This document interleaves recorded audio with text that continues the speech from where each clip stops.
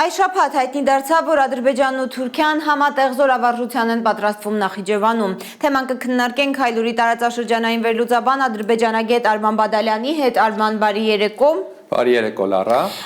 Ինչ մեսիջ կարող է գրել վարժանքը տարածաշրջանային լայնածավալ էսկալացիայի ֆոնին։ Թուրքիայի ցամաքային զորքերի հրամանատարը արդեն այցելել է Նախիջևան եւ հավաստիացրել, որ իր երկիրը կաջակցի Ադրբեջանին տարածաշրջանում կայունության ամրապնդման եւ լիակատար անվտանգության ապահովման հարցում։ Արդեն ակնհայտ է դառնում, որ Ադրբեջանի եւ Թուրքիայի համար էլ այս պահին զգայուն թեմա է Նախիջևանը։ Մարտի 5-ին ԱԹՍ-ներ պայթեցին Նախիջևանի օդակայանում եւ դրանից հետո ադրբեջանական կողմը շտապեց մեղքը ամբողջապես բարթել իրանական կողմի վրա եւ դրանից հետո էլ մենք տեսանք թուրքական ռազմական ներկայությունը Նախիջևանում։ Այս ձևով Թուրքիան փորձեց հասկացնել, որ ինքը նախ տիրապետում է իրավիճակին, վերահսկում է իրավիճակը, մյուս կողմից է, որ Նախիջևանում թուրքական ներկայություն կա։ Իհարկե սա չի նշանակում, որ Թուրքիան ամբողջապես փորձում է էսկալացիա ծավալել տարածաշրջանում համենայն դեպս այս պահին։ Այսինքն զորավարժությունները ավելի շատ ցուցադրական քայլ են, քան իրական պատերազմի նախապատրաստություն։ Այո, այս քայլը ցուցադրական էր, ռազմական ուժի ցուցադրություն եւ քաղաքական քայլ, որով ցույց էր տրվում, որ Թուրքիան շարունակում է, թուրք-ադրբեջանական տանդեմը շարունակում են աշխատել հենց Նախիջևանի ուղղությամբ։ Իհարկե Թուրքիան ուզում է ցույց տալ, որ Նախիջևանը իր համար այս պահին շատ կարևոր գոտի է,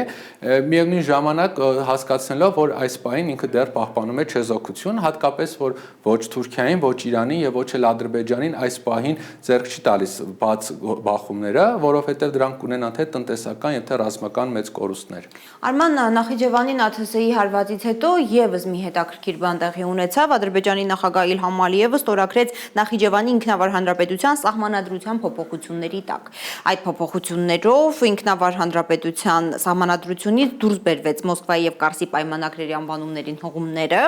փոխարենը ամրագրվեց, որ Նախիջևանի ինքնավար հանրապետությունը Ադրբեջանի հանրապետության անբաժանելի մասն է։ Այս փոփոխությունը ցույց է տալիս, Լարա, որ Բաքուն գնում է Նախիջևանի ինքնության, ոչ թե ինքնության պահպանման ճանապարհով, այլ ընդհակառակը, այստեղ Բաքվի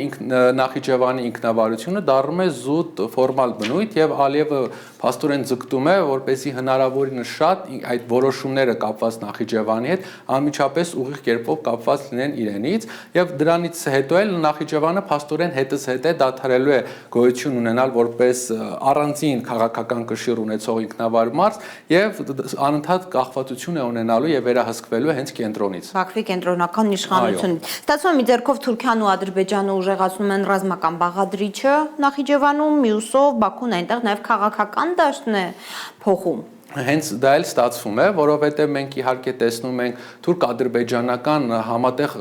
զորավարժություններ կամ ռազմական գործիչների այցելություններ, ես միևնույն ժամանակ նաև տեսնում ենք, որ Բաքուն փորձում է քաղաքական վերադասավորումներ անել Նախիջևանում, որովհետև այս պահին Նախիջևանը Բաքվի համար ոչ միայն պարզապես տարածք է, այլ հատուկ ռազմաքաղաքական կարևոր նշանակություն ունեցող օբյեկտ, որի վրա աշխատում են թե քաղաքական եւ թե ռազմական վարչական անգամ գործիքներով, որպեսզի կարողանան նրան հատուկ այդ կարգավիճակը պահեն։ Շնորհակալ եմ Արման, սիրելի հայրենակիցներ, հիշեցնեմ, որ մեր տաղավարում էր Հայլուրի տարածաշրջանային վերլուծաբան ադրբեջանագետ Արման Բադալյանը։